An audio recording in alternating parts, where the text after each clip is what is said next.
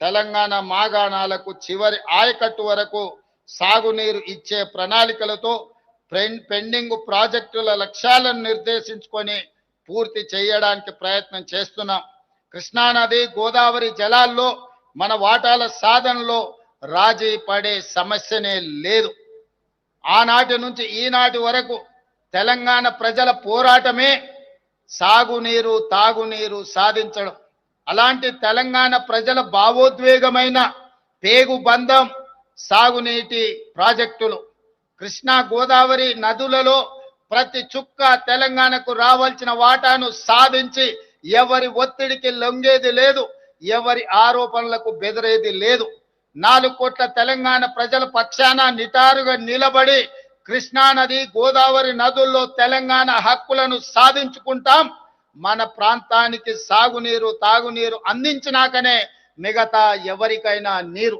ఈరోజు తెలంగాణ ప్రజల హక్కులను సాధించడంలో వెనుదిరిగి చూసేది లేదు, ఎవరికి భయపడేది లేదు. ప్రభుత్వం ఈ విషయంలో వ్యూహాత్మకంగా వ్యవహరించడమే కాదు, ఎత్తుగడలతో నిర్ణయం తీసుకుంటుంది. ఎవరు ఎత్తులేసినా ఆ ఎత్తులను చిత్తు చేసి ఎవరు విష ప్రచారం చేసినా వాళ్ళను తిప్పుకొట్టే బాధ్యత 4 కోట్ల తెలంగాణ ప్రజలు తీసుకోవాలి. మీరు అందరూ ఈనాడు పండిత్ జవహర్లాల్ నెహ్రూ గారు నిర్మించిన నాగార్జున సాగర్, శ్రీశైలం, శ్రీరామ్ సాగర్ లాంటి ప్రాజెక్టులు ఆనాడు మొట్టమొదటి ప్రధానమంత్రి ఎడ్యుకేషన్ అండ్ ఇరిగేషన్ అనే విధానాన్ని తీసుకొని ఆ రోజుల్లోనే మొదటి ప్రధానమంత్రి మన ప్రాంతంలో సాగునీటి ప్రాజెక్టులను నిర్మించడం జరిగింది. ఈ రోజు ప్రపంచ దేశాలకు ఆదర్శంగా నిలబడ్డ ప్రాజెక్టులు ఏవైతే ఉన్నాయో నాగార్జున సాగర్, శ్రీశైలం, శ్రీరామ్ సాగర్ లాంటి ప్రాజెక్టులు కాంగ్రెస్ పాలనలో నిర్మించినాం.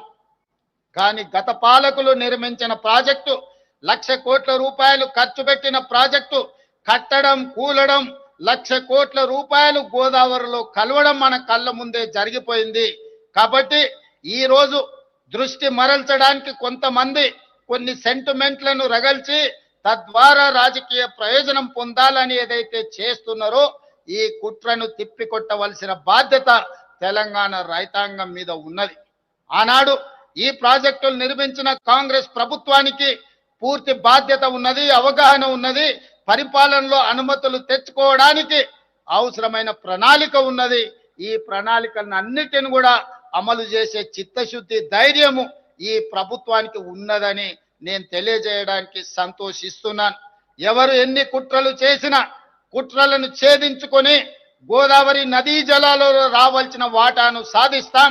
కృష్ణా నదీ జలాలలో పూర్తి చేయవలసిన ఎస్ఎల్బిసి, పాలమూరు, రంగారెడ్డి ఎత్తిపోతల పథకం లాంటి, డిండి లాంటి పథకాలను పూర్తి చేసి దేశానికి ఆదర్శంగా నిలబడే విధంగా తెలంగాణ రాష్ట్రంలో పరిపాలనను అందించి ఈ దేశానికి తెలంగాణ ఒక రోల్ మోడల్ గా ఈ దేశంలో నెంబర్ 1 రాష్ట్రంగా తెలంగాణ రాష్ట్రాన్ని తీర్చిదిద్దే బాధ్యత ప్రభుత్వం తీసుకుంటుందని మీ అందరికీ తెలియజేస్తున్నాను. మిత్రులారా,